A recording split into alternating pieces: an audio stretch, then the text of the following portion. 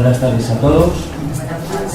Muchas gracias por estar aquí un nuevo día, por acompañarnos y por confiar en todos aquellos que somos miembros de esta casa, que nos esforzamos siempre en que aquellas conferencias que se imparten, pues que tengan el interés suficiente para que ustedes se molesten y se desplacen hasta aquí para acompañarnos en este día. Rogaríamos a todos ustedes, por favor, que los teléfonos los pongan en silencio, en vibración, con el fin de no perturbar la conferencia de esta tarde, que está a cargo de nuestro amigo Javier Cabrejas Fernández. Es una persona muy interesada por el mundo espiritual, por los temas psicológicos, los temas parapsicológicos, los fenómenos, todas aquellas cuestiones que son lógicamente parte de lo que está fuera de nuestro organismo, de nuestra parte física. Ya la habéis escuchado otra serie de veces y muchos de vosotros también habréis escuchado una emisora que es Planeta Incógnito, donde es comentarista, donde aporta sus estudios, donde aporta todas sus investigaciones, que son muchas. Él ha hablado en otras oportunidades aquí en esta casa de un tema muy interesante, como bien sabéis, el tema del determinismo o el tema del libre albedrío, algo que él domina y que relaciona siempre con el tema de la causalidad, no de la casualidad. En esta tarde nos va a desarrollar un tema muy interesante y muy bonito, como es a través de los sueños.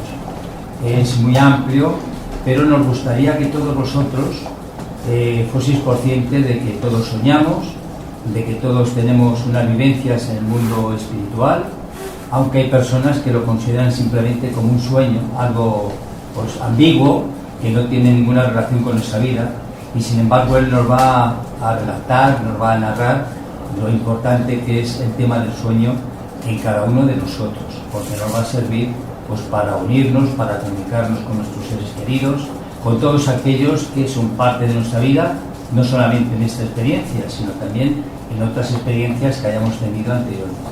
Así que muy atentos y sobre todo a la hora de la verdad, por decirlo de alguna forma, cuando termine, acordaros de que se pueden hacer muchas preguntas que los va a contestar estupendamente, porque tenemos tiempo hasta las 9 de la noche, ¿de acuerdo? Pues muchas gracias por estar aquí.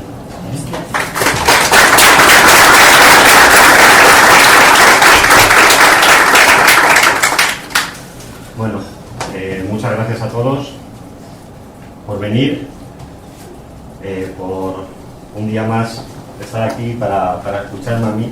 Hay muchos que ya me habéis escuchado casi todas las conferencias que aquí he dado.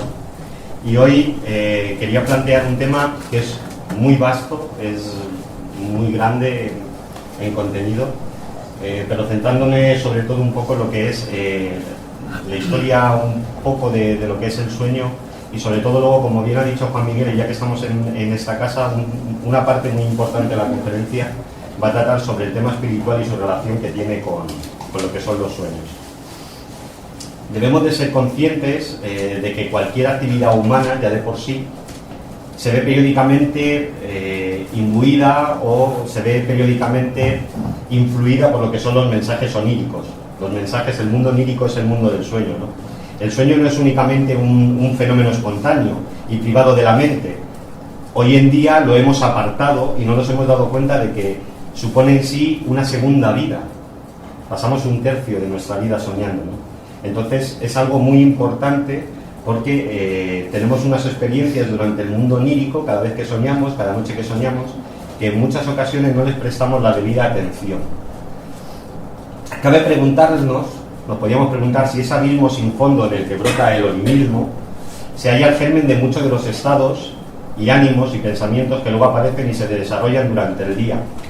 Porque decía muy bien, Neyman decía, lo que estuvo en la luz actúa en las tinieblas.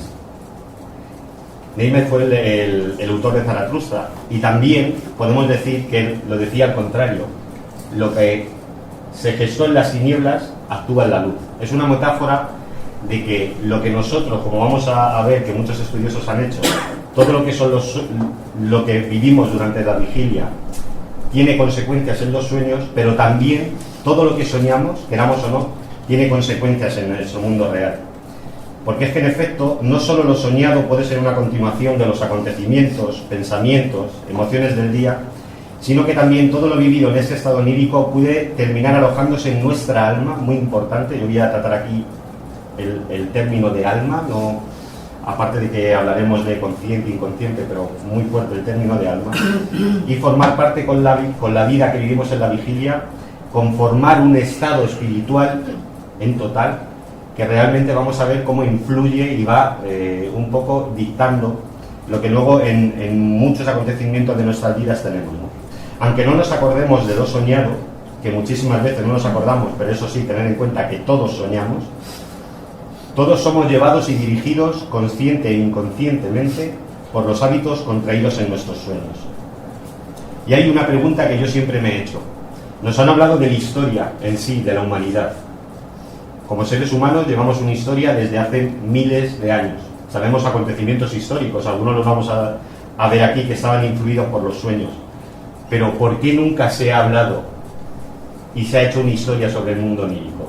Nos llevaríamos muchas y grandes sorpresas sobre los hechos que personajes muy famosos han tenido durante el sueño y han condicionado la vida propia de ellos y con ello la vida de la historia de la humanidad, y también cómo existe un plano que podemos llamar espiritual, una realidad, que a mí me gusta decir mucho el término de realidad vedada, que al que accedemos cuando soñamos y el que influye en nuestra historia.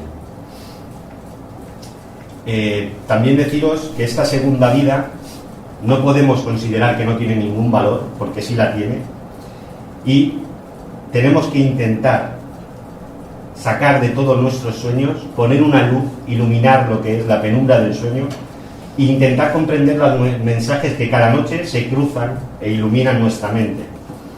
Seguir siendo ciego a todo ello, seguir sin prestar atención a los sueños y permanecer voluntariamente sometido al burdo convencimiento de la vigilia de cada día, solo nos puede dar la impresión de que no estamos viviendo una vida plena como la teníamos que vivir. Así pues, imbuido en esta seca visión de las cosas, solo prestando luz a lo que es la vigilia, el ser humano resulta perfectamente irrisorio si solo hacemos eso. A pesar de que podamos pensar que tenemos una hiperconciencia mientras estamos despiertos y que nuestra lavada coraza de escepticismo no sea capaz de darnos cuenta sobre todo de una cosa. El hombre suele estar dispuesto a creer en cualquier cosa, salvo en la verdad. Y esa verdad también está en lo que es el mundo del sueño. Nos vamos a hacer varias preguntas, como qué es el sueño, como si en el mundo de los sueños nos conecta sutilmente con el mundo del más allá, que ya digo que sí. También nos vamos a preguntar a qué realidad accedemos cuando soñamos, en qué consistía la incubación de los sueños, algo que no sé si muchos conocéis, la importancia que antiguamente se daba a los sueños, si podemos ver el futuro a través de los sueños, si existen los sueños compartidos y cómo ha condicionado nuestra historia el mundo oculto bajo los párpados. Y si son algo muy importante, los sueños son el origen de los mitos y de las religiones, como muchos estudiosos han dicho, pues todas esas dudas vamos a intentar contestarlas. Este viaje por la historia de lo que son los sueños empieza mucho antes de incluso los primeros documentos escritos. El mundo de los sueños, el mundo onírico, ya condicionaba a los primeros hombres que vivían en las cavernas. Tenemos que ser conscientes de que esos hombres, al soñar, accedían a un mundo en donde estaban los primeros dioses, en donde estaban los primeros arquetipos, que luego hablaremos, en donde se empezaba a fraguar, cuando ese hombre pintaba en las cavernas, sus primeros espíritus. Los primeros chamanes accedían a esta realidad, algunos por medio del sueño, otros por medio de sustancias, pero en ese mundo del sueño les venía el primer contacto que ellos tuvieron con ese más allá y con ese mundo de los espíritus. Desde los albores de la humanidad ya tenemos ese contacto con lo que es el mundo del sueño. Y esos sueños tenían una importancia capital para la vida de los hombres antiguos, pero incluso para la vida de lo que son el hombre prehistórico, que le denostamos, que pensamos que no era un hombre inteligente, todo lo contrario, ¿no? Esos hombres, esos primeros hombres, ya se hacían grandes preguntas, muchas de ellas hechas por lo que a ellos les pasaba durante el sueño. ¿Cómo no podíamos pensar que ese mundo del sueño no influía cuando vemos pinturas rupestres como estas que tenemos aquí, las de aquí, Asili, los Boyawima, en lo que es Australia? Este hombre antiguo, ya los sueños le infundían un respeto de que se encontraba con entidades que estaban más allá. Luego el sueño fue evolucionando mucho y ya veremos cómo fuimos haciendo unas teorías del sueño, aunque sí que quiero decir que a día de hoy simplemente la ciencia, como luego veremos en un espacio muy cortito, la ciencia no sabe cómo estudiar el sueño y todavía no sabe ni tiene la certeza de por qué soñamos o para qué sirven los sueños. Luego eso lo vamos a ir viendo. Los primeros documentos escritos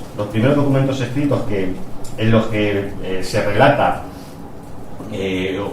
podemos tener disposición de que aquellos primeros hombres soñaban y las experiencias que tenían, los encontramos en Ashurbanipal, en Níbine, cuando tenemos lo que es la epopeya de Gilgamesh. En esa epopeya de Gilgamesh, Uruk y su compañero Enkidu, ¿no?, pues tienen una aventura en la que suben a lo que es al monte, bueno, no tengo un dato, pero bueno, suben a un monte y los dos, al subir al monte, hacen algo antes de subir, que es hacer un círculo, con una tiza blanca, hacen un círculo, lo llenan de agua, y Enkidu ahí se pone en posición fetal, ¿de acuerdo?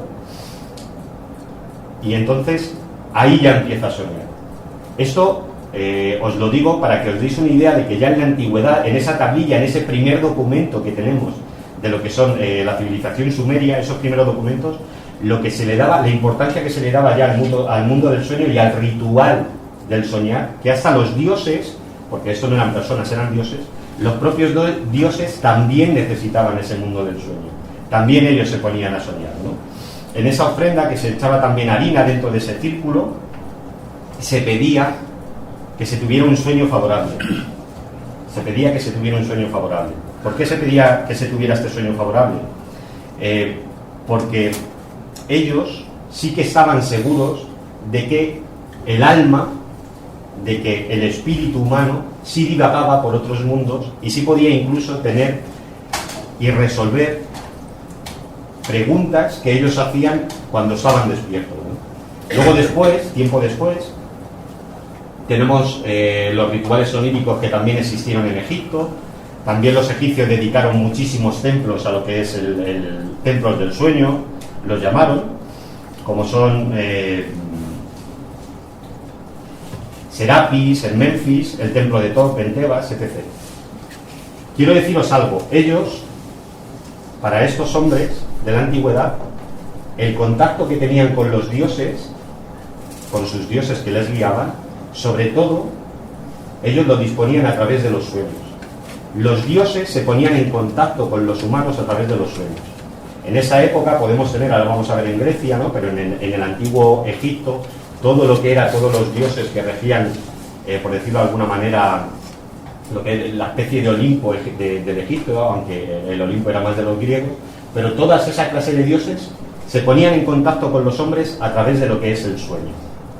Aquí, hasta aquí, más o menos, siempre el hombre utilizaba los sueños para ponerse en contacto con sus divinidades. Era en ellas en las que los dioses les daban mensajes, les decían cómo tenían que hacer las cosas, les solucionaban problemas. Aparte de la oración, sobre todo era en los sueños donde ellos tenían esas visiones. Luego pasamos a lo que es la antigua Grecia. En la antigua Grecia ya no solo los sueños se utilizaban para tener ese contacto divino, sino que se empezó a utilizar los sueños como método de curación. En la antigua Grecia se empezaron a ver lo que eran las construcciones, que eran los asclepeium, que eran los sitios donde se incubaban los sueños. ¿Qué es esto de la incubación de los sueños? Como os he dicho antes. En la antigüedad, aunque existía una medicina una medicina lo que es arcaica, de hecho, todos sabéis cuál es el símbolo de las farmacias, de la medicina, es la vara de Asclepio, ¿vale? Eso viene de lo que es el dios Asclepio, que se le daba culto a lo que son los asclepeium. En estos asclepeium, a una persona, antes de meterse, que se metían en el Asclepio era todo un conjunto de templos, un conjunto donde había también residencias para los que allí vivían. era todo como un proceso, no se llegaba y directamente uno se podía meter y podía entrar al templo, sino que tenía que limpiarse primero exterior e interiormente. Había lo que son las termas, había también teatros, bueno, había todo un circo alrededor del sueño. Imaginaos lo importante que eran los sueños para los griegos y para las civilizaciones antiguas. Cuando se metían en los Asclepieion, ellos bebían un líquido, muchas veces al beber el líquido se les introducía por un conducto muy angosto. Todo solía representar, podemos pensar, lo que es la salida a la vida, pero al revés, ellos querían entrar como antes de la vida, la salida al útero, lo que es cuando nacemos, el paso, el estrechamiento que muchas culturas han hecho. Las pinturas rupestres que os he comentado antes, muchas estaban si veis a la cueva del castillo mismamente, o si veis a cuevas que tenemos muy bonitas en Cantabria, muchas de ellas hay que pasar por oquedades muy finas que representan como lo que es ese nacimiento a esa sabiduría, ese paso por el útero. Pues cuando se introducían dentro de lo que son los Asclepieion y bebían ese agua, ellos se ponían desnudos en posición fetal, como si estuvieran dentro del feto, dentro de la madre tierra, y se ponían a soñar. Había unos sacerdotes que se llamaban Yagromantis, los Yagromantis. Esos Yagromantis eran interpretadores de sueños. ¿Qué función sobre todo tenían? Mirad, las enfermedades, como os digo, en la antigua Grecia se curaban a través de los sueños, porque una persona que tenía una patología que no sabía cuál era, se ponía en contacto con ese más allá mientras soñaba, y bien los dioses, o bien ahora veremos otros personajes, otros seres que existen en esa realidad, llamémoslo alternativa, les decían los problemas que ellos podían tener. Ellos contaban los sueños a los Yagromantis, y los Yagromantis les daban, eran sacerdotes, les interpretaban esos sueños con su sabiduría y les daban lo que era la medicina adecuada o lo que tenían que hacer para curarse. ¿Por qué he querido yo traer aquí toda esta pequeña historia? ¿No? Aparte de que queda muy bonito decir, mira, por los sueños al final desde el principio la humanidad eran así. Mira, yo os he hablado, a los que habéis venido alguna vez, os he hablado mucho de ese libro, de Peter Kisley. Yo en la conferencia que di con divulgadores lo leí aquí, pues bueno, no hay menos tiempo, no voy a leer algunos párrafos que hay, pero me parece muy curioso, porque esa investigación que hace Peter Kisley en ese libro, en los oscuros lugares del saber, nos habla de algo que creo que es muy digno de conocer. Él nos habla del fundamento y el principio de la civilización griega, que es la civilización en la que nosotros hoy en día basamos toda nuestra cultura. Y él es muy curioso porque en una investigación increíble que hace, él dice que nos han engañado, nos han ocultado algo muy fundamental, primordial. En este libro él coge el famoso poema de Parménides, que fue el padre de la filosofía, padre de Platón, padre de muchos otros filósofos, y desarrollando el libro nos viene a decir que este conocimiento no vino a través de la razón, no vino a través del pensamiento. Este conocimiento vino a través de los sueños. Parménides escribió este famoso poema, en el que luego basaron Platón y todos los demás filósofos que vinieron después las bases de la civilización que tenemos ahora. Lo basó en lo que es una incubación de los sueños, porque él, Kisley se atreve a decir que incluso él era un iatromanti. Él se incubaba igualmente en lo que son los incubation, y a través de ahí a él le fue revelado una realidad diferente. Por medio de los sueños, él escribió el poema, y aparte de escribir ese poema, él puso las bases para lo que es nuestra civilización. Pero se nos ha ocultado el que eso vino por medio de sueños. Se nos ha ocultado el que los sueños tenían esa importancia. ¿Por qué se nos ha ocultado? No sabemos el porqué. Pero es curioso que a raíz de que luego vino en el Imperio Romano, hubo un par de siglos que sí siguieron con lo que son las incubaciones, pero luego lo de después, todos esos templos se prohibieron. El culto al sueño casi desapareció. En algunas culturas, como vamos a ver, incluso hoy en día tiene un papel muy importante, pero en la cultura occidental desapareció el culto del sueño. Al sueño ya se le denostó, se le apartó. Empezamos a pensar que el sueño, y más hoy en día, es solo un proceso fisiológico, que no tiene nada más, que no nos conecta con nada. Y eso es algo que es mentira. Yo me atrevo a decir que es mentira. Kisley en este libro también nos hace ver cómo para acceder a una realidad de la que vamos a hablar ahora, que está imbuida en el mundo de los sueños, hay que morir antes de estar muerto. Esta frase a mí me gusta mucho: hay que morir antes de estar muerto. Hay que profundizar en ese mundo oculto que se oculta o que se esconde bajo los párpados, y hay que estar muy atentos a todas las señales y a todos los signos, arquetipos que ahora veremos que se esconden en ellos.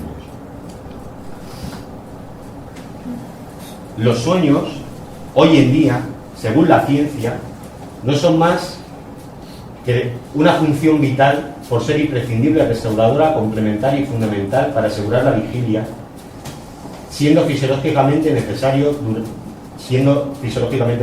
Durante el sueño profundo se produce una restauración física y durante el sueño REM una restauración cognitiva. Los sueños y el soñar es un proceso mental involuntario, fijaos, involuntario, la ciencia nos dice que es involuntario, en el que se produce una elaboración de informaciones almacenadas en la memoria relacionadas, así lo dejan, con experiencias vividas por el soñante. Solamente experiencias vividas por el soñante. Quedad con esto porque luego vamos a ver lo que son los sueños premonitorios o sueños inspiradores que daban soluciones a personajes que luego han marcado nuestra historia, y si solo son estos, no, esa explicación no deja lugar a lo que son los sueños premonitorios, ni deja lugar a lo que son esos sueños informativos, esos sueños que nos anuncian tragedias o que nos anuncian situaciones que vamos a vivir. Esto muy rápido, para que sepáis el sueño. Cada vez que soñamos tenemos un ciclo de 90 minutos más o menos de sueño, solemos tener unos 4 o 5 ciclos de sueño por noche. El sueño se compone de varias fases: fase 1, fase 2, fase 3, cada vez vamos entrando en un sueño más profundo. A la vez que entramos en ese sueño más profundo se van desactivando muchas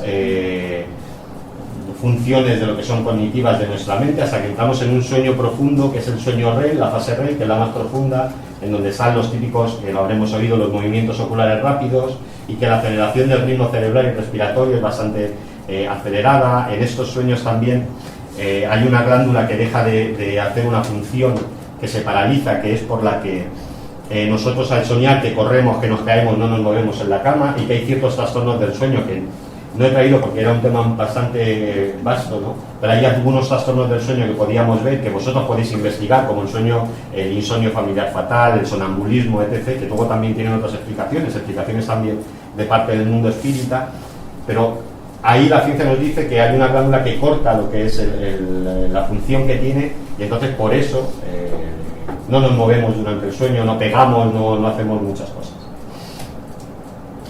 También os voy a decir que existen varias funciones varias teorías sobre la función de lo que es el sueño. Unas serían las teorías de restauración y recuperación, que definen que el sueño es necesario para el ahorro de la energía y para proteger el cerebro del posible daño debido a su continua actividad. Digamos que para que no se caliente de alguna manera el cerebro debería de descansar. Pero aquí nos empezamos a hacer preguntas. O sea, el cerebro tiene la conciencia sabemos que está alojada en el cerebro, ¿vale? Pero el cerebro, cuando dormimos, cuando somos conscientes de los sueños, realmente, porque somos conscientes o conscientes de lo que son los sueños, luego más o menos lo veremos.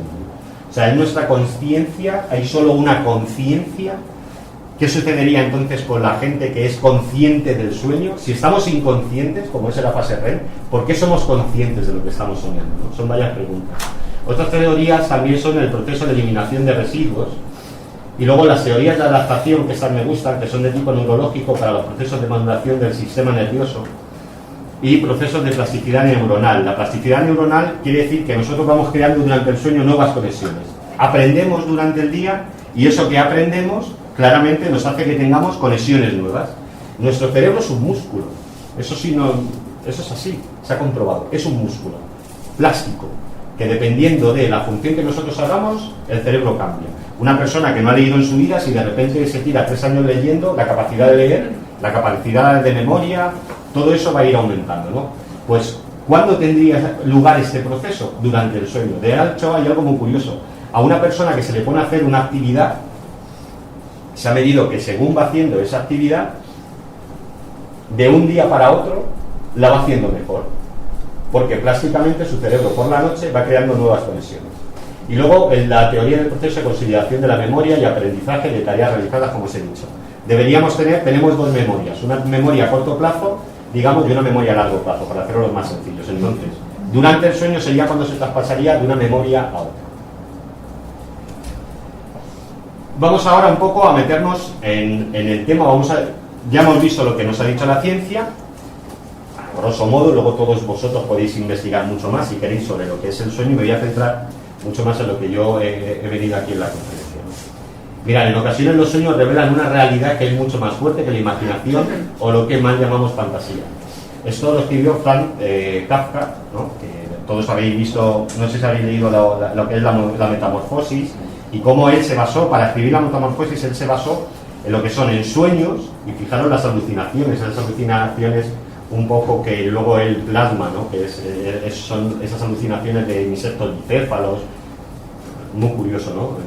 En la Metamorfosis, lo que es el llamado hombre mosca. Bueno,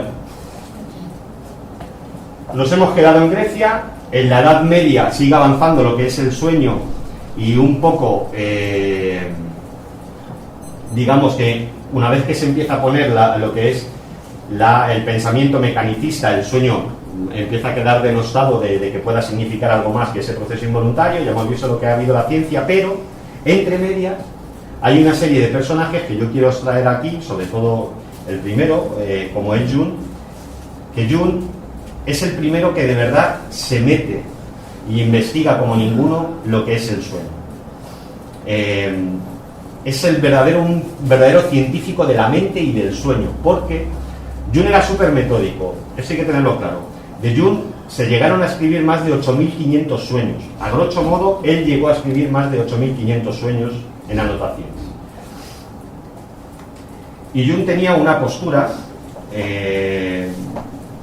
contraria a lo que era su compañero Freud. Si sabéis, Freud decía que los sueños tenían un significado que se fijaba en la infancia, que todo eran como muchos, incluso Freud decía que todo eran muchos procesos de lo que son instintivos, sexuales, ¿no?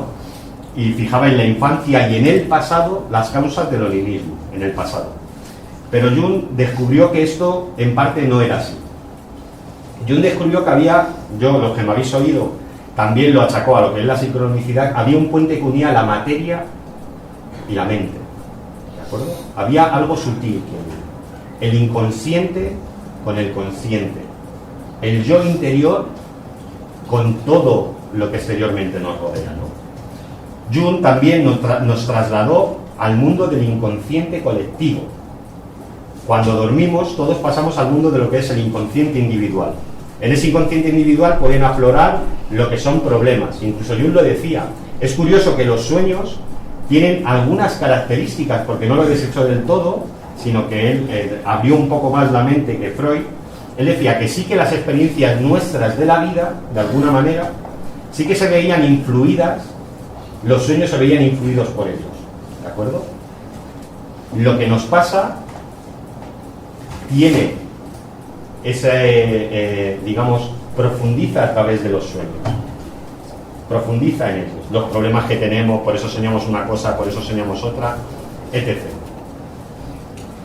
También Jung decía algo muy interesante cuando hablamos del inconsciente colectivo, que es un inconsciente global. Ya no solo es particular de cada uno, sino es un inconsciente global. Él empezó a hablar y a descubrir lo que son unos arquetipos. Arquetipos como son la sombra, como es el nacimiento. Dios lo consideraba un arquetipo también. Jung decía que era un arquetipo. Estos arquetipos podemos pensar que dieron forma a lo que son los mitos, a lo que son las religiones. Joseph Campbell, que es el personaje que tenéis abajo de Jung, a la izquierda, escribió el libro El viaje del héroe, que aquí estuvo Miguel Ángel Blanco hablando de él. Y era muy curioso porque a él, a Joseph Campbell le atraía mucho la idea de la imagen de la presencia, positiva y negativa, como ahora veremos. Ese monomito, desde el principio de la antigüedad, que están muchísimas culturas, de la presencia positiva y de la presencia negativa, de la sombra, ¿no? Ellos, en varios estudios, dejaban abiertas la posibilidad de que cuando soñáramos accediéramos a lo que yo llamo, como os he dicho antes, una realidad velada, a un conocimiento que no sabemos dónde está, o sí podemos saberlo, a un, digamos, a un lugar donde el tiempo no existe tampoco, donde podemos tener acceso a lo que son acontecimientos futuros, ¿de acuerdo? Entonces, ese término, esa realidad velada, que ellos dos, uno por medio del libro y de lo que es el monomito, el estudio de lo que son los mitos, el otro por el medio de los arquetipos colectivos y ese inconsciente colectivo, que podríamos pensar que es lo mismo, es esa realidad, ellos dos científicamente dejaban abierta esa posibilidad que luego otros dos personajes que os he traído accedieron a ella y también nos hablaron de ella. No sé si conocéis... ¿Cómo se escribía? El puntero. Vale, perfecto.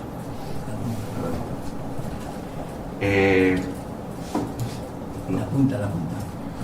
Es que no está dando la punta. Aquí. Bueno, este personaje es Aldous Huxley, que escribió varios libros, Un mundo feliz, etc. Y sobre todo escribió un libro que se llamó, que a mí me gusta mucho porque para mí tiene relación, abriendo las puertas de la percepción, ¿vale? Me estaba confundiendo con el título que le di yo a un programa que hablé en la radio de él, que era Abriendo las puertas de la percepción. Bueno, Huxley accedió para él a lo que era esa realidad por medio de drogas psicotrópicas. No, yo no voy a potenciar aquí ni mucho menos el que se consuman esas drogas. Pero sí os quiero dar un poco una teoría. Cuando nuestro cerebro, tanto como es en el sueño, tanto cuando tomamos algún psicotrópico, tanto como hacen los chamanes, tanto como cuando tenemos las frecuencias cerebrales bastante bajas, suele acceder a esa realidad. Suele acceder a esa realidad. Suele acceder a ese conocimiento. Es curioso el por qué lo hace. Ahora vamos a entrar en varias teorías que pueden ser. Pero es muy curioso el por qué cuando nuestro cerebro no funciona, digamos, de una manera adecuada, ¿vale? O entramos en lo que son los estados alterados de conciencia, accedemos a ese mundo donde las imágenes, a esa madriguera, ¿no?, que podríamos decir de Alicia en el País de las Maravillas, a ese mundo en el que todo es onírico, pero se nos dan respuestas, pero realmente no se nos dan claramente, es un mundo de símbolos, de sombras, de luces, de juegos. El siguiente personaje es Oliver Sacks. Oliver Sacks es el mayor estudioso que ha habido de lo que es las alucinaciones. Y me parece curioso, y os lo he traído para que sepáis que Oliver Sacks ha estudiado cientos de alucinaciones, tiene un montón de libros, el último que escribió en 2013 es muy bueno, y en él siempre vuelvo a decir lo mismo. Para él la alucinación, no todas, pero muchas, ¿vale?, tienen que ver con lo que vamos a llamar esa realidad velada. ¿Por qué? Porque las alucinaciones a veces también nos dejan mensajes. La alucinación, siendo fuera del sueño, cuando estamos fuera del sueño, también tiene la misma cualidad, ¿de acuerdo?, de aportarnos a veces muchas circunstancias, muchas respuestas, como nos aportan los sueños. Y él en un capítulo dije algo muy interesante, que él empiece a hablar de cómo hay personas que los sueños se convierten en alucinaciones. Los sueños que tienen por la noche acaban tomándose realidad, como luego veremos que van a pasar en otros fenómenos. Los sueños y su sutil unión con el más allá. Aquí quiero, ya que estamos en esta casa espírita, abrir la posibilidad. Juan Miguel seguramente no hay que abrir la posibilidad. Muchos de vosotros, como espíritas que sois, lo tenéis claro, pero vamos a abrir la posibilidad de que realmente contactemos con entidades, ya no solo con una realidad, sino que en esa realidad existan entidades, personas que ya no están, entidades, personas que pertenezcan a otros planos, entidades positivas, entidades negativas, y todo eso la ciencia se está enfrentando a ello y todavía no sabe realmente cómo darnos una respuesta, porque los casos están ahí, las anécdotas están ahí. Hay cosas curiosas que yo me pregunto.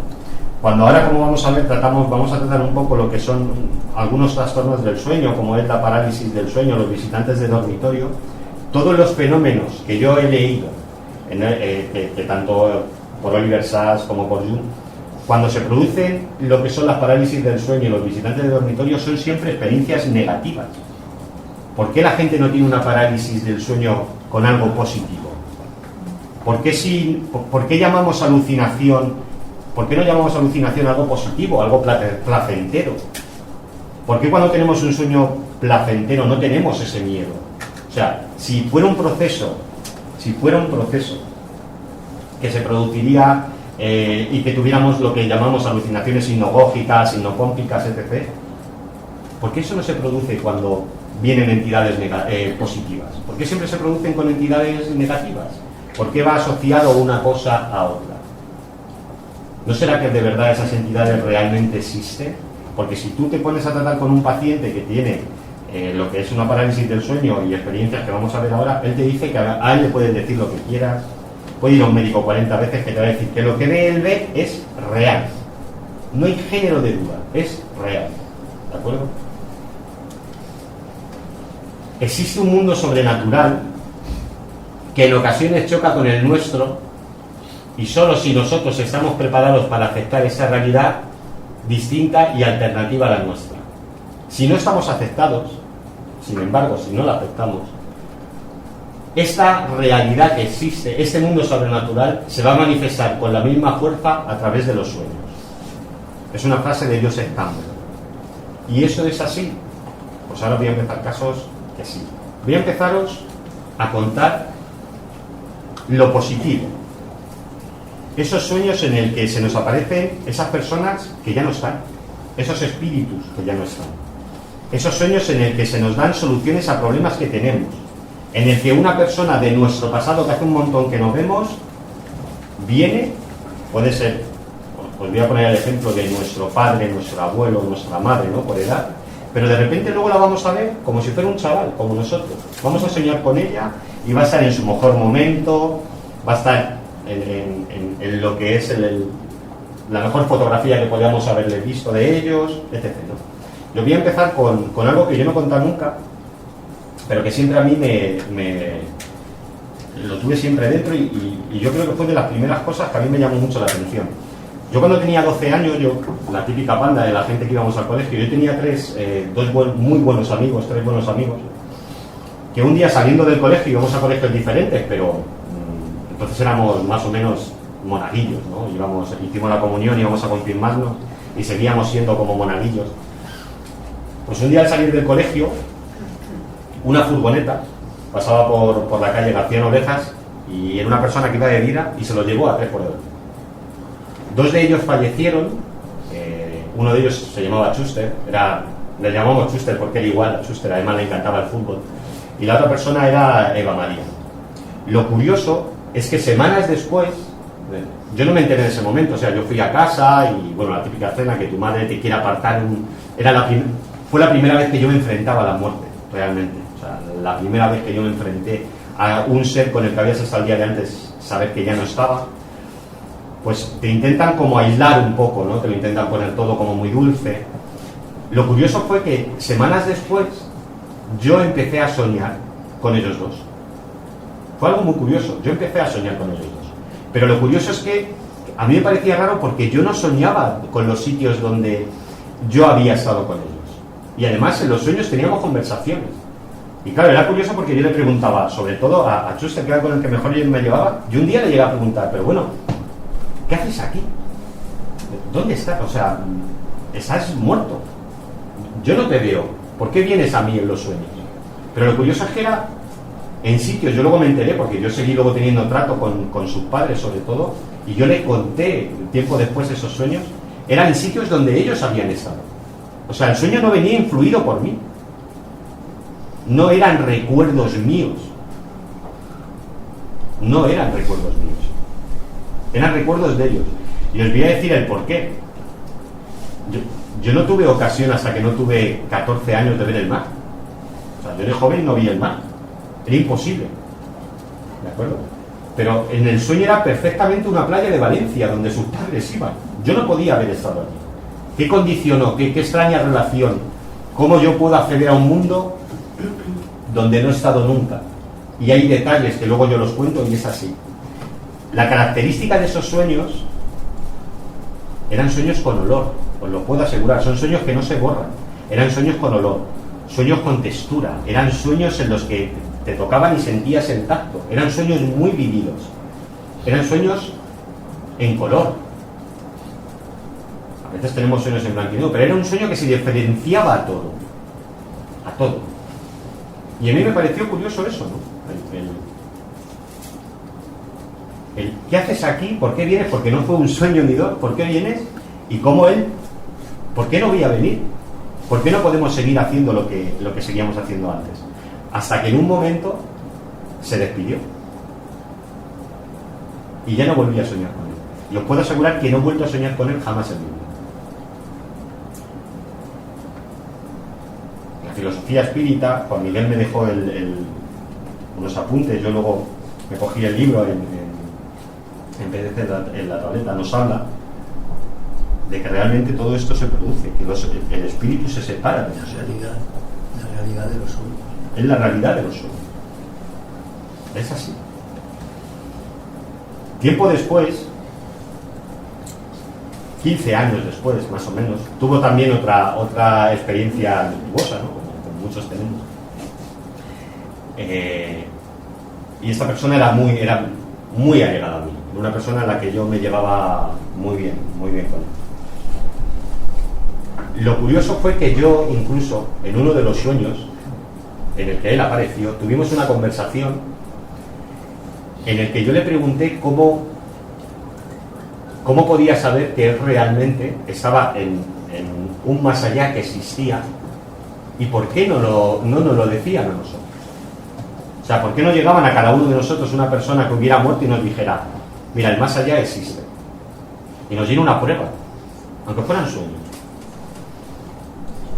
Lo curioso que él decía que esa persona, la conversación ahí me dijo que no era, que era algo como, no sé cómo decirte, como que no estábamos preparados para saber eso. Que era algo prohibido, quizá. Algo que estaba prohibido. Él no podía hablar de eso. No podía hablar de eso. Os puedo contar luego casos que yo he ido recogiendo de sobre todo abuelas que se han despedido, ¿no? de hijas, de nietas, que han ido el mismo día que habían fallecido. La persona soñaba cómo su abuela venía, se pulsaba a los pies de la cama y la acariciaba, le decía algunas palabras, y ella incluso no saber por distancia, por muchas cosas, que esa persona había fallecido, no saberlo. Y al despertarse, enterarse de que esa persona había fallecido, y claro, hacer la asociación es inevitable hacer esa asociación. Un caso curioso, histórico, que todos lo podéis ver, es la Divina Comedia de Dante. Cuando se escribe la Divina Comedia de Dante, falta el último capítulo, uno de los últimos capítulos de la Divina Comedia, falta. Él muere y no se sabe dónde está. Se sabe que lo ha escrito, pero no se sabe dónde está. Y es algo curioso como él se le aparece a su hijo en sueños y le dice exactamente dónde estaba la escritura de la Divina Comedia. Estaba debajo de un baldosín en la casa. ¿Cómo él puede acceder a eso? Yo creo que si hubiera tenido acceso al recuerdo lo hubiera visto antes, ¿no? Hay una sutil relación. El mundo espiritual, la realidad, de vez en cuando viene a nosotros. Podemos ser conscientes de ella, se nos puede aparecer. Los visitantes, como yo les he llamado también, se nos pueden aparecer en muchos momentos. Podemos ser conscientes de ellos, incluso no. Pero cuando renunciamos a esa realidad, cuando nuestro escepticismo tapa lo que es todo lo que esos conductos para que esa realidad se nos muestre, ella acaba encontrando su camino para mostrarse. Y ese camino es el de los sueños. Ese camino es el de los sueños. Seguro que todos tenéis casos positivos, estoy convencido de ello. Todos a lo mejor tenéis un sueño que alguien que os ha fallecido ha hablado con vosotros, pero quedaos con esos dos detalles curiosos. A mí me parece muy curioso, que es el de cuando la gente sueña con alguien que ya ha fallecido, se va y luego a lo mejor con el tiempo vuelve a soñar y está hecho un chaval esa persona. Ya no es el abuelo, ya no es... ¿no? Está hecho un chaval, como a lo mejor nosotros en su mejor momento de la vida. Y luego también el hecho ese de que no pueden decirnos, no pueden darnos a lo mejor la seguridad, ¿no?, a una persona normal de lo que hay ahí. Estas son las experiencias positivas. Experiencias negativas hay muchas también, os he hablado de ellas. Yo siempre me he preguntado si hay espíritus, y los espíritas lo dicen, positivos, hay espíritus negativos. Es algo que en el libro de los espíritas que yo estaba leyendo, es algo que me llamó mucho la atención, mucho la atención. Ayer, sin duda, antes de ayer, con unos amigos lo estaba hablando y lo decía, ¿no? Parece que incluso, como todo, como el acceder a esa realidad, ¿no?, incluso por medio de los sueños, todos tenemos que estar preparados para ir descubriendo lo que es esa verdad, incluso a través de los sueños. Esos sueños llegarán en momentos en los que nosotros estemos preparados, ¿no? Y yo siempre decía, y me sorprendió después de leerlo, que no había leído el libro vuestro, y lo comentaba con amigos y decía, me estoy llevando una gran sorpresa, de verdad, porque sí que ataba esos cabos, los ataba a la perfección. Estas entidades negativas aparecen desde el principio de la humanidad. Tenemos ya, como os he dicho, en la antigua Sumeria relatos de una manta volandera, de ese dios que se aparece, esa sombra, ese ser que mete miedo. Cuando el demonio sube a tu espalda, se dice en algunos sitios, en algunas culturas. Ese ser que te oprime el pecho, que no te deja respirar. Se las ha llamado alucinaciones hipnagógicas o hipnopómpicas.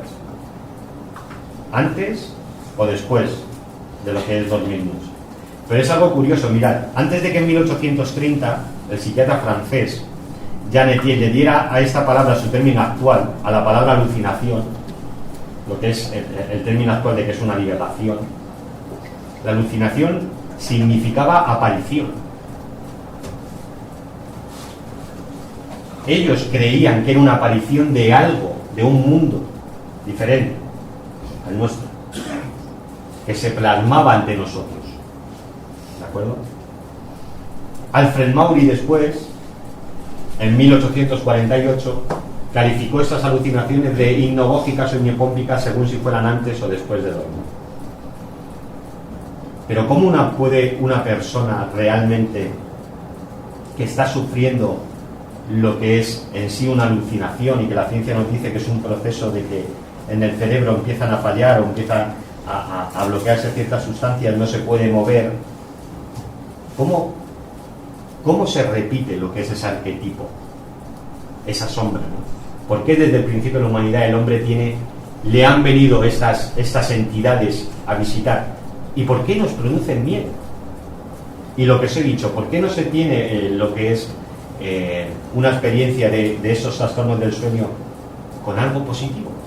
Si es algo que realmente falla en el cerebro, ¿por qué el cerebro, con lo inteligente que es, y como incluso se nos intenta explicar hoy en día que las experiencias cercanas a la muerte es un mecanismo que tiene el cerebro para hacernos más placenteros lo que es la muerte, y que no tiene nada que ver con que exista un más allá, etc.? ¿Por qué en estas experiencias no pasa igual? O sea, ¿por qué yo no puedo tener la parálisis del sueño ser algo placentero? ¿Por qué? No puedo entenderlo. No me vale la explicación que me dan. Porque, como os he dicho luego también, a la gente que sufre esto, a esta gente, no les vale que les digan que es una alucinación y ya está. Porque hay personas que se someten al tratamiento y que no se les han curado, que la siguen teniendo hoy en día. Siguen teniendo lo que son esos problemas hoy en día. Tenemos casos que yo me imagino pueden ser espíritus negativos desde la antigüedad, que están ahí. El hombre del sombrero, como os he dicho, la sombra alta que se aparece en un dormitorio a nuestros pies de la cama. Hay algo que sí es curioso, pero también no tenemos registros de todos los sueños que se han producido, que es que últimamente, y como le pasa a un caso de un niño de 3 años, que es el caso este que veis aquí, que parecen extraterrestres, ¿no? Hay algo curioso, que es que sí que, como incluso cuando Canales viene aquí nos va diciendo que esos arquetipos van cambiando, sí que parecen cambiar, pero hay otros que se mantienen siempre ahí. hay otros símbolos que se mantienen. Ese inconsciente colectivo al que accederíamos según Jung, en el que están todas esas experiencias que toda la humanidad tiene, no cambian dependiendo de lo que es el crecimiento de nuestra cultura. No será que no cambien porque eso es así, están ahí, es una realidad que nos da miedo acceder a ella a veces, en ocasiones, pero que no podemos negarla. Los sueños tienen muchos más misterios aparte de lo que es esto, que yo estoy seguro de que todas esas apariciones sí son presencias, que incluso como decía John Keel, a veces juegan con nosotros de alguna manera. Espíritus negativos, positivos los que nos hacen bien, negativos aquellos que no nos hacen bien. Esto es un tema muy vasto y lo suyo es que en eso vosotros profundicéis mucho más en vuestras propias experiencias, cientos de libros que hay. Yo no creo mucho en lo que es el libro de la interpretación de los sueños, porque para mí yo he soñado con catástrofes y no tengo ninguna idea de qué es. He soñado con encuentros y no sé. Hay algo curioso que ¿de dónde accede, o sea, de dónde son todas aquellas personas que no conocemos en los sueños? ¿Las hemos visto alguna vez? ¿Dónde están? Es algo muy curioso, porque a veces vemos a personas en sueños que luego las vemos en la vida real. Las vemos en la vida real. El espiritismo dice que son los espíritus cuando dormimos, pero ya no solo, algo que se me olvidaba, ya no solo es el espiritismo. Las culturas antiguas, el sufismo mismamente lo dice: cuando el cuerpo duerme, el espíritu, el alma vive otra vida aparte, y en ella se encuentran con otras personas. Y lo digo porque esto está relacionado con lo que ahora vamos a ver. Se encuentran, tienen una vivencia aparte, se hablan, quedan. Es algo muy curioso. De ahí vamos a pasar a lo que son los sueños compartidos. ¿Los hay? Sí.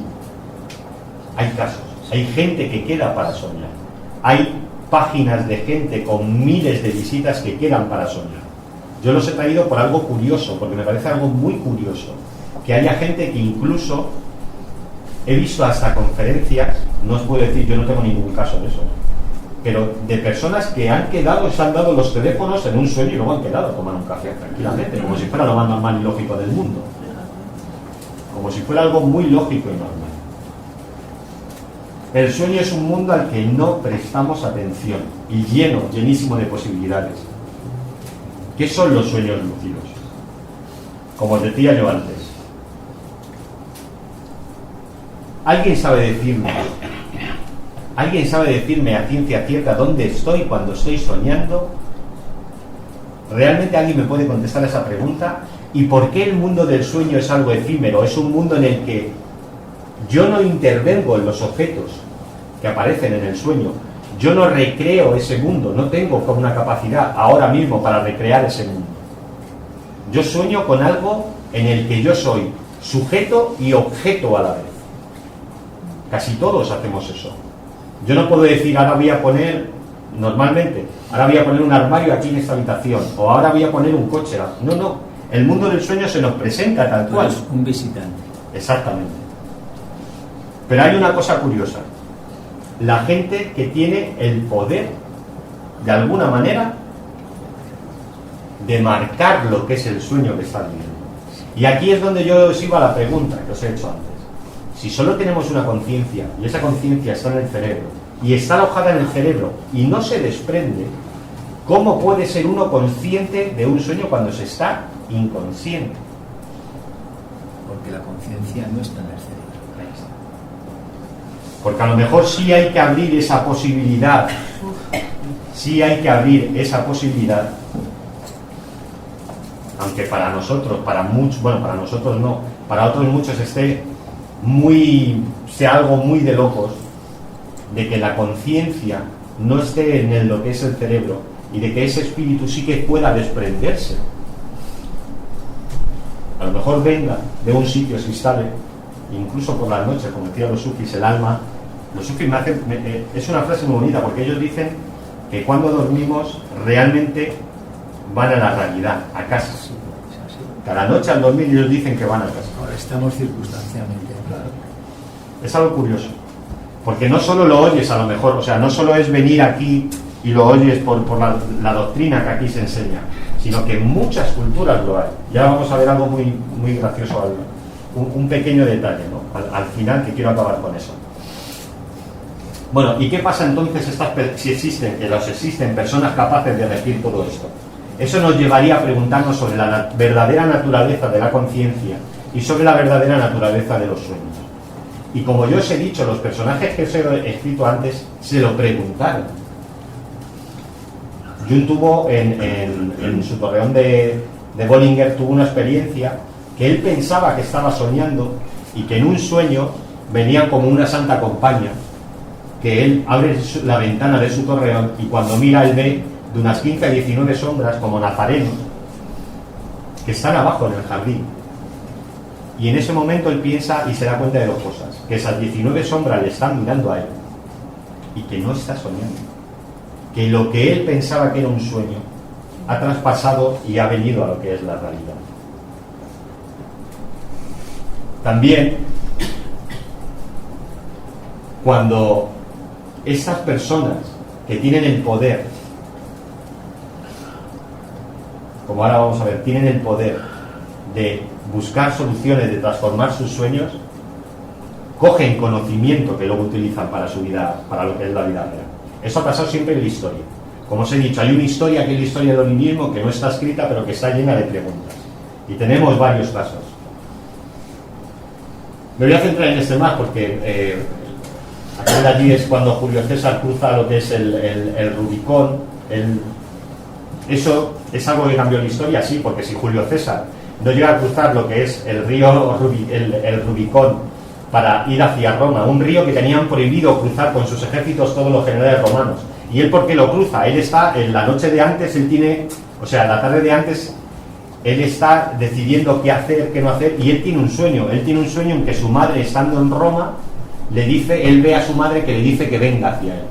Entonces él lo interpreta como que tiene que cruzar el Rubicón e ir hacia Roma para librar a su madre, a lo que es la madre de su cultura, a lo que es el imperio, bueno, hasta entonces no era lo que conocemos el imperio romano, pero empezar una guerra civil que luego fijaos a dónde llegó lo que es a Roma. Otro sueño es el de Constantino, en el puente Nilibio también, en el río Tíber, en el que él coge y cuando están aguardando sus tropas para entrar en batalla con los ejércitos de Magecio, él tiene en un momento de tribulación, sufre un momento de tribulación, sueña, y él sueña con lo que es la cruz, un ángel, él mira en dirección al sol y ve a un ángel con una cruz y una voz que le dice: "Ignob signo vinces", con este signo vencerás. Si eso no cambia la historia, daros cuenta, eso cambia nuestra historia, eso ha creado lo que es nuestra religión, porque ahí Constantino lo que hizo es aprobar lo que es el culto al cristianismo y hacerse él mismo cristiano y decir que toda Roma, todo el imperio romano iba a tener el culto al cristianismo, y el primer acto que tuvo es poner en todos los escudos de sus tropas lo que es la cruz. También ha cambiado la historia de una manera funesta. ¿Qué podemos decir de cuando Hitler en la trinchera en la Primera Guerra Mundial tiene un sueño donde él está soñando que tiene la boca llena de inmundicia y que escucha una voz que le dice: "Sal de ahí"? Y en ese momento él sale, camina 25 metros y hay un proyectil del mortero que cae donde estaba él y mata a todos los que estaban ahí con él. Eso a él le hizo sentirse un elegido. Eso puso las bases, aparte de que Hitler, no sé si sabéis que Hitler fue tratado cuando era pequeño, se descubrieron unas cartas, Hitler fue tratado por Freud, pero el padre de Hitler, el cual abusaba de él, le maltrataba, no quiso seguir con un tratamiento. Freud vio a Hitler cuando tenía 6 años. La mente de Hitler era una mente perturbada un poco. Se creyó un iluminado por sueños que tuvo. Fijaos el problema de la mala intención, de confundir los sueños, de no estar preparados para ello. Pero podríamos seguir avanzando mucho más. O sea, los sueños nos han condicionado desde la música. Paul McCartney se dice que la canción de Yesterday la vio en un sueño. El arte, decía Dalí, que es el cuadro del centro, aunque Dalí hizo un cuadro, un lienzo que era el sueño en sí, que es de una cara, pero a mí me gusta mucho más ese, me representa mucho más el sueño, que tiene un título bastante: Sueño causado por el vuelo de una abeja alrededor de una granada un segundo antes de despertar. Él se inspiraba en sueños que tenía para hacer sus cuadros surrealistas, ¿no? Y dijo una vez: un día tendré que ser admitido que oficialmente lo que hemos bautizado como la realidad es una ilusión aún mayor que el mundo de los sueños. ¿Qué quería decir con esto? Que para él el mundo de los sueños era mucho más real que el mundo de la vigilia. Porque ¿quién nos dice a nosotros que ahora mismo no estamos soñando? ¿Cómo tenemos la seguridad de que ahora mismo no estamos soñando? No la tenemos. No podemos tenerla 100%. No podemos tener esa seguridad. También muchos descubrimientos científicos han tenido lo que es la ciencia, se ha visto mucho imbuida por lo que son estos sueños. ¿Qué deciros? Mendeleev, que fue el que hizo lo que es la tabla periódica, él soñó con una tabla cuando estaba haciendo unas investigaciones en la que tenía que dejar ciertos huecos, tenía que dividirla en celdas, y al dividirla en celdas poner los elementos dependiendo de su masa, ¿vale? Y dejar unos huecos en blanco. Lo curioso es que esos huecos en blanco se descubrió luego que faltaban muchos elementos por descubrir. Pero hay muchos más. Oppenheimer, el hombre que también ideó algo mortífero, la bomba atómica. Unos días antes, Oppenheimer tiene un sueño en el que ve que él ha dicho, él ha puesto en las fórmulas matemáticas, él ha tenido un error, y que si prueban y no cambia lo que es esas fórmulas matemáticas, va a haber una catástrofe en la prueba. Entonces él coge y a Truman le llama, después de tener ese sueño, cambia los datos y la prueba sale bien. Pero Albert Einstein también, que es muy curioso, Albert Einstein soñó, mientras hacía su teoría de la relatividad, soñaba que iba a lomos, que cabalgaba a lomos de un caballo que era un rayo, y que viajaba a la velocidad de la luz. Y al indagar un poco acerca si esto era posible o no, viajar a la luz, Einstein luego logró empezar a plantearse lo que era cuál sería la velocidad de la luz, y que si era aquello que nada podía ir más rápido que ello en el universo. Una cosa muy interesante que creo que todos un poco hemos oído hablar de ella, que son los sueños premonitorios. Ha habido episodios muy claros en la historia, sobre todo en la historia de los últimos 2 siglos, en los que se ha manifestado, y tenemos escritos y tenemos pruebas de esos sueños premonitorios.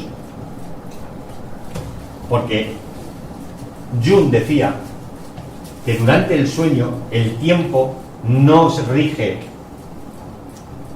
la lógica formal, normal, que rige durante la vigilia, y que por esa misma razón, se podían producir esos sueños premonitorios, porque cuando soñamos estamos en un lugar en el que el tiempo puede ir tanto hacia adelante como muchas veces hacia atrás, y a veces tenemos visión de acontecimientos que están por venir.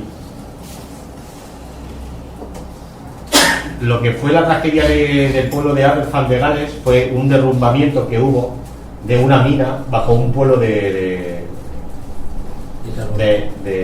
una mina de carbón. Sí, llega de Manzana.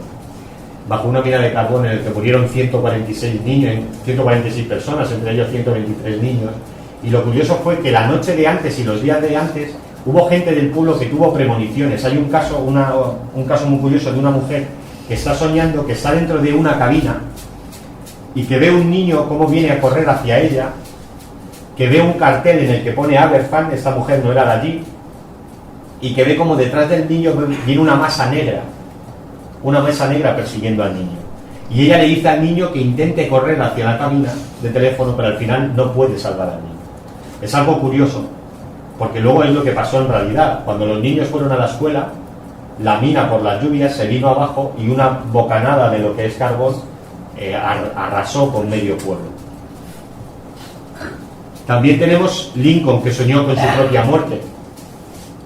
Soñó con que él bajaba las escaleras desde donde tenía su cama, lo que era el despacho oval de la Casa Blanca, y ahí en una de las habitaciones, con el propio despacho oval, había un cuerpo que él empieza, según va acercándose, empieza a oír llantos, lo ve enlutado, le pregunta a uno de los militares quién es, porque él no consigue ver el rostro del que está muerto, y uno de los militares le dice que es el presidente que ha muerto. Esto le ocurrió 15 días antes, de 10 a 15 días antes de que él muriera. Soñó con su propia muerte. Incluso nosotros, hay casos de personas que en sueños, otras personas que ya no estaban, que habían fallecido, que ellos no conocían, les dejan un mensaje sobre algo que va a pasar. Y luego un caso muy curioso, hay personas que bueno, pueden tener un poco miedo a los aviones, pero hubo un accidente aéreo en Chicago en mayo de 1979 en el que hay constancia de ello porque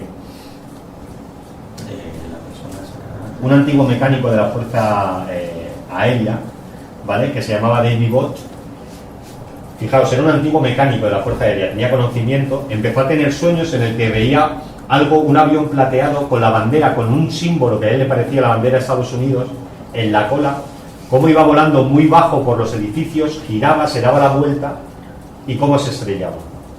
Él empezó a tener estos sueños el 19 de mayo de 1979. Los tuvo todas las noches. Llamó a la Fuerza Aérea estadounidense. Al otro lado del teléfono había una persona que se ocupaba de lo que es coger estas llamadas, que se llamaba Jack Parker. Y Jack Parker dice que es súper curioso porque él siempre había tenido los típicos casos de premoniciones cuando ya ha pasado algo. Hay un accidente aéreo y llama a mucha gente, oye, que es que yo hace 2 semanas he soñado esto y lo tengo anotado y tal, y puedes consultar el diario. Bueno, sí, eso no es una prueba fiable, pero aquí sí, porque a él ya le empiezan a llamar días antes con este sueño. Esta persona le empieza a llamar y él le pregunta, ¿pero me puede decir algún dato más concreto del accidente? No, no te puedo decir la ciudad, no te puedo decir nada. Lo curioso es cuando luego él ve claramente en la televisión como en el aeropuerto de Chicago, que él no era de esa ciudad, como en el aeropuerto de Chicago hay un DC-10 con la bandera plateada, con el símbolo de la bandera de Estados Unidos, que despega y al poco de despegar gira sobre sí mismo porque pierde fuerza el avión, porque le falla uno de los motores y justo se estrella. Era lo que él había visto claramente. ¿Por qué hay personas que tienen ven esas visiones de futuro? ¿Para qué? ¿Qué sentido tiene? Si el sueño realmente fuera algo producido por el cerebro y nada más que por el cerebro, ¿qué sentido tiene el tener estas visiones de su propia muerte, de tragedias que están por venir? No tiene ningún sentido si no hay algo más, si no accedemos a lo que sería algo más, a esa realidad, a ese inconsciente, como decía Jung, pero que es mucho más que un inconsciente colectivo. Y para terminar, 2 cosas. Esto es algo curioso.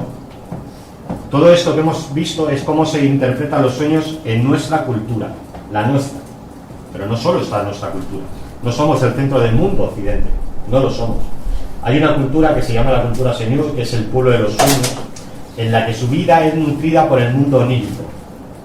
Todo en su cultura gira a través de los sueños, pero hasta un punto que no nos lo podemos imaginar.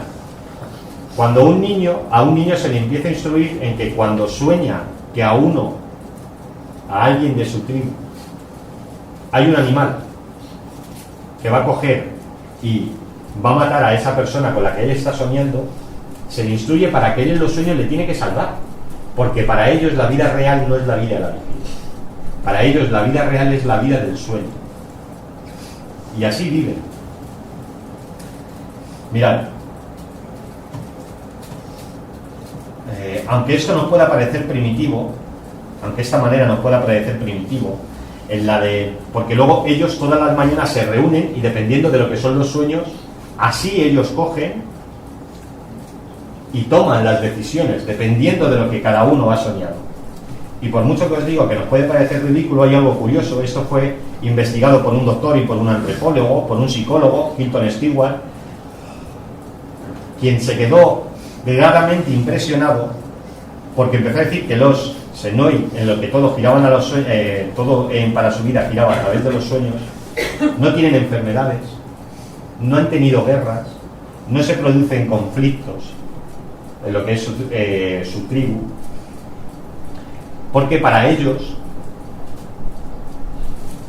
se les inculca muy desde pequeño, a través de los sueños de cómo deben de soñar, se les inculca una ética que nosotros, Occidente, el ombligo del mundo, no tenemos ni sabemos inculcar a lo que son nuestros pequeños, ¿de acuerdo?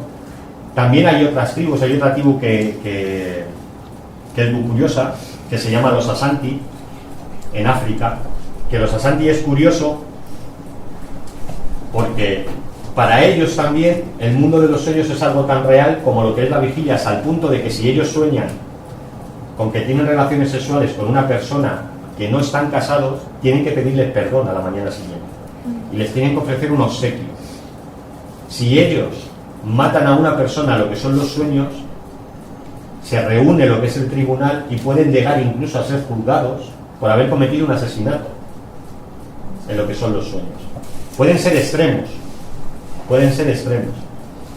pero sí que quiero que os deis cuenta de lo que es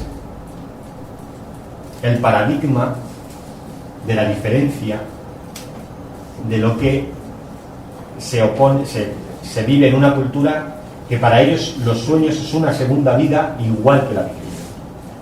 No tienen enfermedades, no existe la esquizofrenia, no existen las enfermedades mentales, porque para ellos los sueños les instruyen, les guían, les llevan por un camino que hasta ahora conservan y que está muy alejado de todo lo que son todos los problemas que solemos tener en Occidente.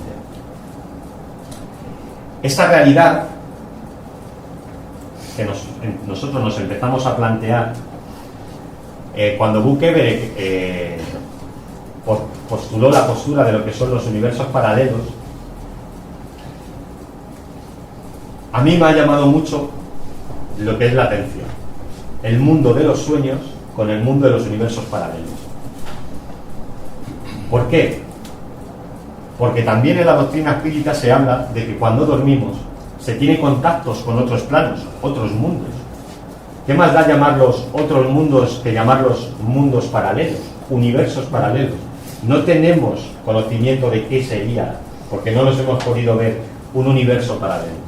Pero sí que me parece curioso cómo diferentes doctrinas que piensan así desde hace un montón de tiempo, que dan esa posibilidad desde hace un montón de tiempo, la ciencia empieza a hacer descubrimientos y se empieza a parecer muchísimo a lo que se ha dicho mucho antes de que la ciencia hiciera o postulara lo que son esas teorías. Si nosotros creemos en los universos paralelos, nos daríamos cuenta de que nuestra vida, al igual que en un cristal, si se rompiera, existirían un montón de yos que en cada universo paralelo haría una opción.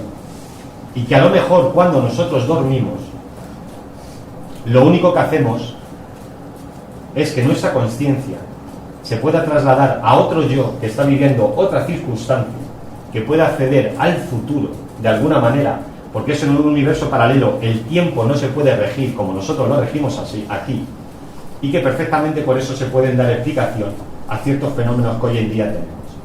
También puede ser claramente que a lo mejor debemos empezar a dejar cabida a que somos algo más que procesos simplemente biológicos, a que nuestra conciencia no solo está en lo que es nuestra mente, sino que nuestra conciencia se puede desplazar perfectamente, porque es que ni a día de hoy sabemos dónde está, que esa conciencia puede ser perfectamente espiritual, que desde que la antigüedad ya se daba por hecho que eso era así, que todo estaba unido, que todos estábamos unidos espiritualmente y que podíamos de alguna manera encontrar una sabiduría a través de los sueños de manera espiritual que por desgracia no podemos encontrar en lo que es nuestra vida durante la vigilia.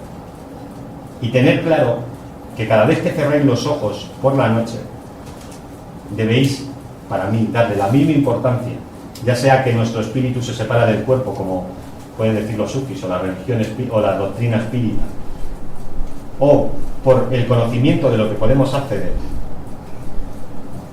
que no podemos denostar todo aquello que pasa cuando cerramos los ojos, y que cada noche al dormir tenemos la suerte de poder experimentar cosas que durante la vigilia son casi imposibles, y que debemos de prestarlo muchísimo más atención, porque el mundo del sueño en sí es un mundo en el que la verdad está ahí mucho más, incluso que la verdad que vivimos en el día a día. Muchas gracias a todos.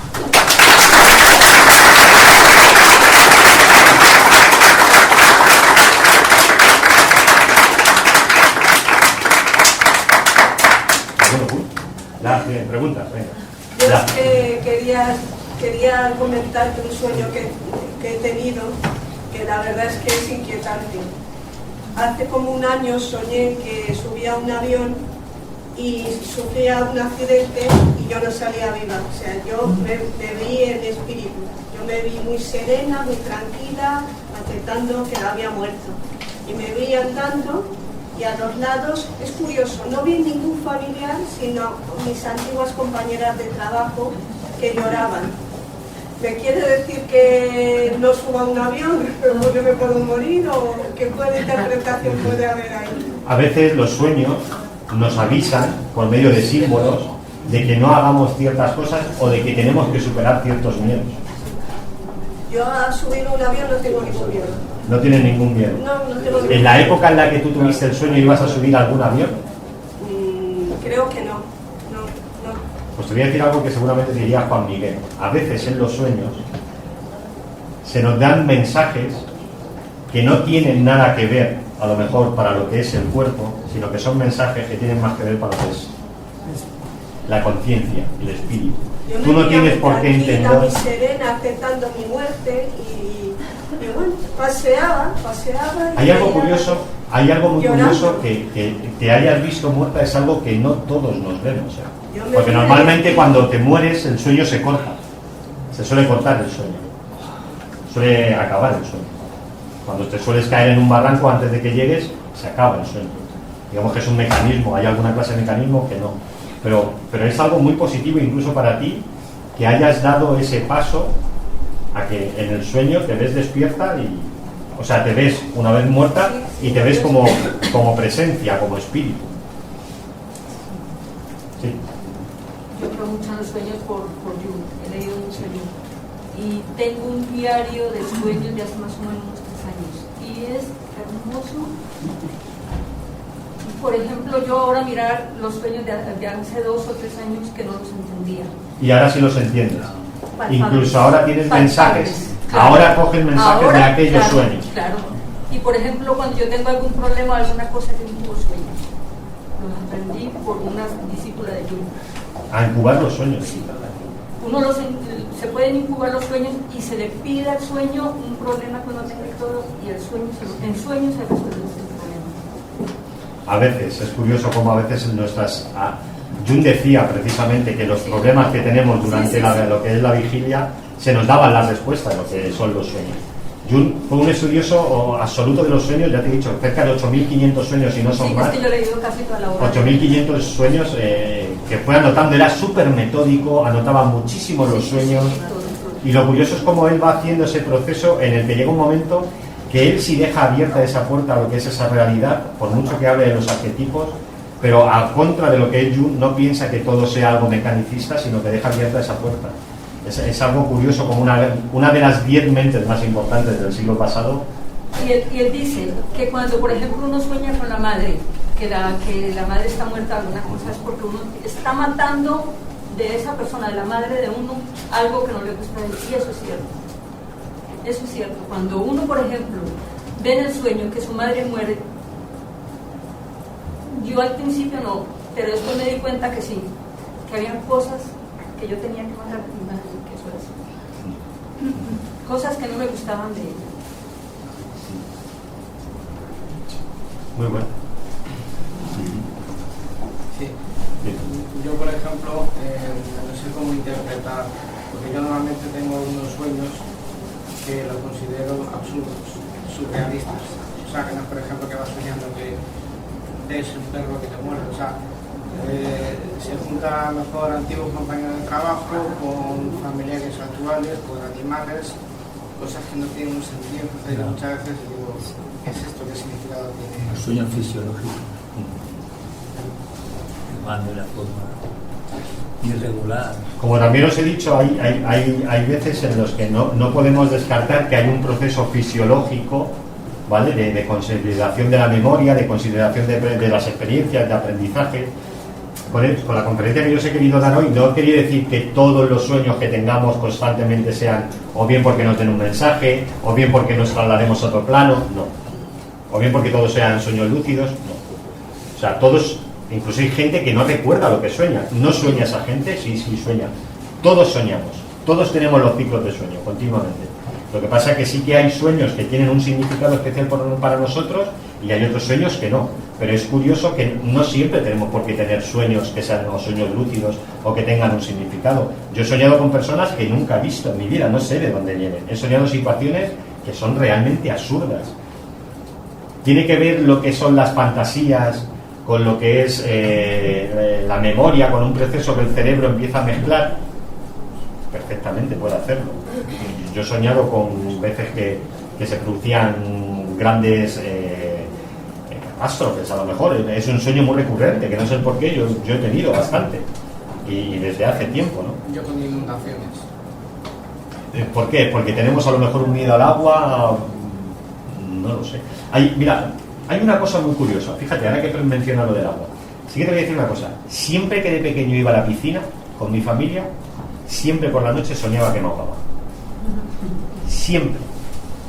Siempre soñaba que me ahogaba. O sea, no llegaba a verme muerto, pero siempre soñaba que me ahogaba. Siempre. Y era algo que incluso empecé a asociar porque era así.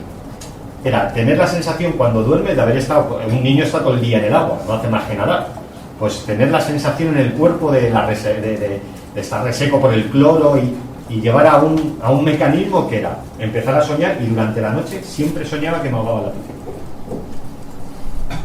Consolidación también de la memoria. No quiero decir con esto que todos los sueños que tengamos que tener tengan que tener un mensaje, un significado. Sí, mira, lo he dicho bien en ese gráfico que hay cinco etapas del sueño. Recién acabas de decir que hay gente que no recuerda los sueños, pero yo pienso que nadie recuerda todos los sueños, porque realmente lo que es la fase rápida de movement, el REM, sí, la última, es la que recordamos, y muchas veces es la más corta de las cinco etapas. O sea, y se sabe que hay actividad cerebral durante todo el sueño, 5, 6 u 8 horas. Pero sin embargo, yo no conozco a nadie. Son ciclos de sueño. Exactamente, pero lo recordamos es la última etapa. Además, la última etapa que parece que pueden durar horas y a veces fueron minutos o segundos. O sea, el concepto de tiempo absolutamente, digamos, propio. Pero no recordamos. ¿Por qué? Claro, nadie puede contestar esto. ¿Por qué no recordamos todas esas horas que son de las otras 4 etapas del sueño, que son las más largas? Esas no las recordamos nunca. La primera etapa suele ser un sueño muy poco profundo. De hecho, cuando muchas veces nos dormimos y dormimos con nuestra pareja y le preguntamos, ¿no? Es lo típico de que a lo mejor estamos hablando con ella y esa persona deja de hablarnos. O de repente es cuando despiertas, ¿qué has dicho? ¿No? Ha entrado en la primera fase de sueño, muy poco profundo, ¿no?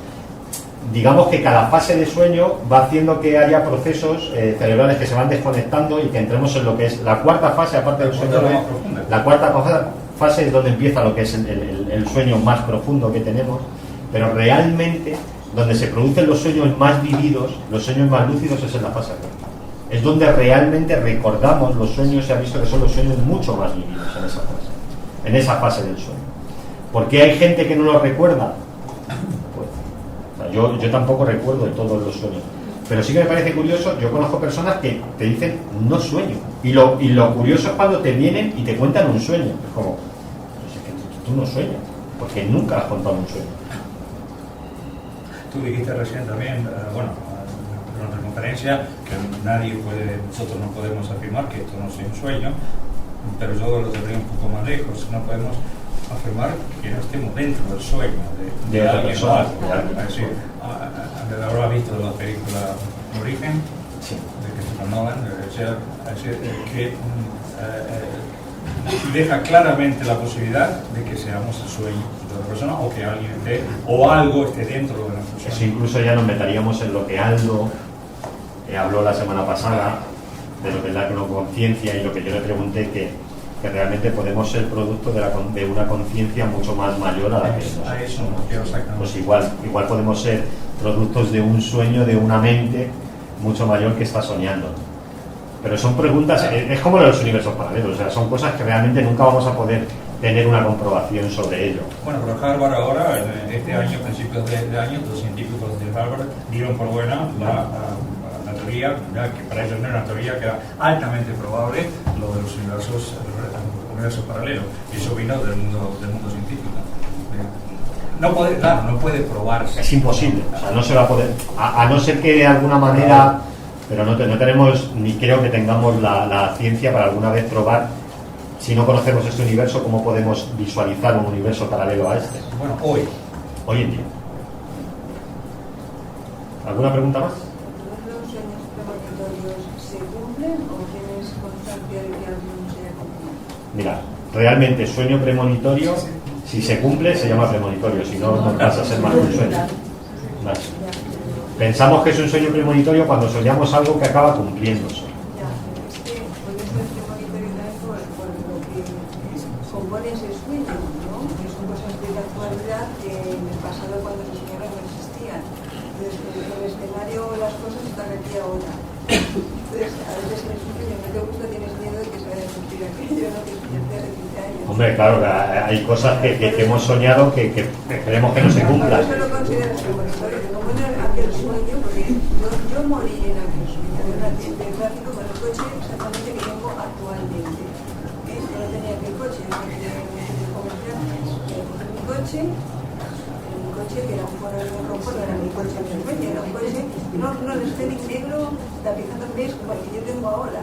Yo no compré ese coche porque ya estaba para buscar coche y me tenía que hacer pero estoy hasta las narices. Y tuviste el sueño antes de comprarlo, y cuando lo compraste, no existían el modelo en el mercado. Y cuando lo compraste no te dio... No me acordé de aquello, pero después digo, pero si es que este es el coche del sueño, aquel en el que yo me muero, y la gente que se me compra un escaleste que por ahí, no sé, por ahí por Chamartín, había un yo no sé si existe todavía. Sí, en la estación de Chamartín, sí. Hay un escaleste por ahí. Yo tengo ese coche, ahora es el coche de donde me muero, y claro, digo, pues se va a cumplir el sueño.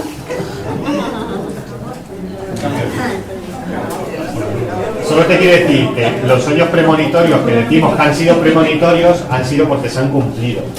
Podemos hacer, como hubiera dicho la señora, si llevamos un diario de sueños, nos daremos cuenta con que hay muchísimos sueños que detalles o incluso enteros sí se van cumpliendo. O incluso has tenido una situación, yo he tenido situaciones que he sido luego consciente después de que ha sido un sueño premonitorio que sí se ha cumplido. Pero, perdón, es que yo también decía que hay sueños que de por sí te llaman la atención y no lo olvidas. Y tú lo tienes que contar. Es como si algo te dijera, es un sueño importante. Hay otros que no, que pasan desapercibidos. La última. ¿Cómo se controla el sueño cuando ha hablado de controlar el sueño? Porque eso no lo Mira, entiendo. yo solo te voy a decir que yo he tenido hace mucho tiempo ese poder, no sé cómo lo hacía, pero sí que si yo tenía una pesadilla, yo podía cambiar del sueño, y si yo tenía un sueño que me estaba gustando y me despertaba, podía volver a soñar lo que estaba soñando. ¿Cómo lo hacía? No lo sé. Pero si despertaba bruscamente del sueño y quería seguir soñando lo que estaba soñando porque pensaba que me iba a dar información sobre algo, sí que podía volver a meterme en lo que es el sueño, dejándolo justo donde lo había cogido. ¿Por qué se fue? No lo sé. Ahora no, ahora no. Ahora en absoluto, nada. Nada. Muchas gracias, Javier. Muchas gracias a ti.